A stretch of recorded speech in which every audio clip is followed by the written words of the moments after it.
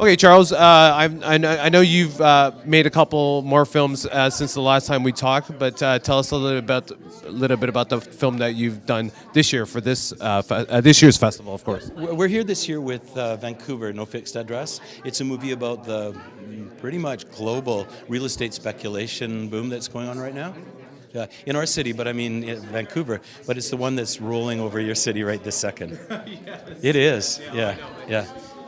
Tell us what inspired this film. It kind of goes away from the environmental films that you've done years past. Yeah, no, in a sense it does, but in another sense, these stories are all connected. Like when you think about it, the environmental degradation is a virus that's attacking our civilization.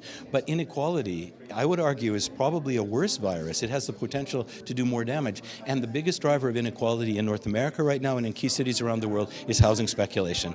I mean, it's creating a whole class of people that are essentially the majority of the population who are serfs. People who don't own real estate, and they're subject to the whims of international money that's not tracked, that's flowing around the globe. It's washing around the globe, speculating here, speculating there. I mean, Vancouver was it. 2015, our housing market went up by 40%. Now you tell me a bond or a stock or an investment that you can make 40% on in 1 year. So obviously international money is just going to go and flow in. That's happening right now in this city. How long did it take to actually put this film together, and then what were some of the challenges of putting this film together? Was it gathering subjects or people to actually talk about the housing speculation? Yeah, this has been a very fast one. Again, like the Oil Sands Karaoke movie took 1 year, How to Go I took 2, this one took 1. Partly because the story is evolving so quickly that we have to do it relatively fast. But also it just seemed to go that way.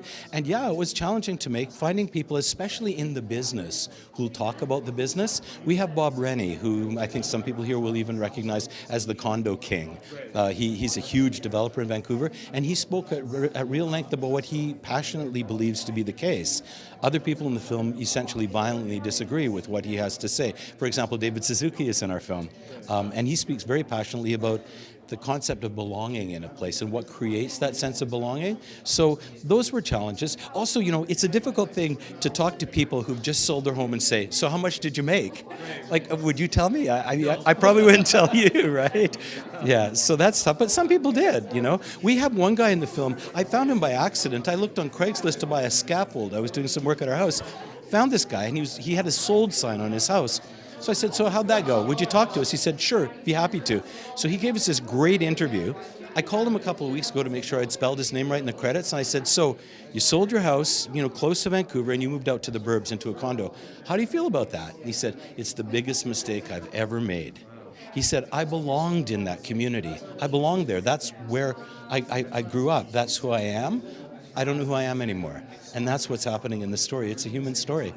40% of the people polled in Vancouver say that they're going to move away from the city because they don't feel at home there anymore. And the same thing will happen here if this is left unchecked. When you think about it, 40% of the population of Syria didn't move away during the Civil War. This is a big thing that's happening.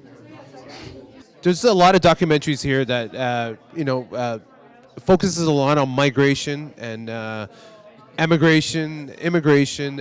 It's just the movement of people. Why do you think that is? And then, of course, your documentary focuses on that. But why do you think this is so important, to tell? Of course, in this platform, Hot Dog. That's a really interesting question. That's a really astute question, because most people wouldn't realize that our movie is about migration and movements of populations. But that's exactly what it's about, and we're seeing that all around the world.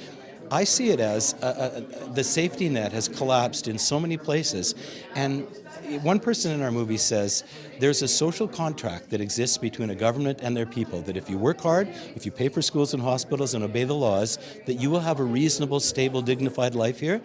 That social contract has been broken. Realistically, who's looking after you? Because if no one's looking after you, then it's every man for himself. And when it's the rule of the jungle, every man for himself, you'll find the richest few percent rising to the top, and everybody else just going, I have nothing, I have to go somewhere. So we're seeing these vast migrations of people who no one is taking care of. Well, we say this is Canada, that can't happen. People used to say that in the States, and look what's happening there now. Like, this is a fight that we need to engage in. Right? you're a veteran now. Like, you know how it feels like to have a film here at Hot Docs. But tell us what it feels like to have this particular film in Hot Docs this year. Well, I love this festival. It's just the greatest film festival in the world, I think. No, I mean, I'm Canadian, but I love this film festival. Everybody here is focused on ideas. There's none of that, oh, look, there's Jack Nicholson bullshit. Can I say bullshit? Yeah. Yeah. There's none of that bullshit here, right? It's just people talking about ideas, and that's what's so cool. But what's really, really important for us to bring the picture here from a content point of view is that it's not too late for Toronto. I have a lot of friends here. I have friends even in the development, in the property development sector. And Toronto could still stop this from devastating a generation. You guys need a speculation tax, bad. And I'm hoping that the people that come to see it will really go out and do some work. They'll force their public representatives to impose a speculation tax. Because otherwise, the top 5% is going to make a fortune and the rest of us are going to be hooped.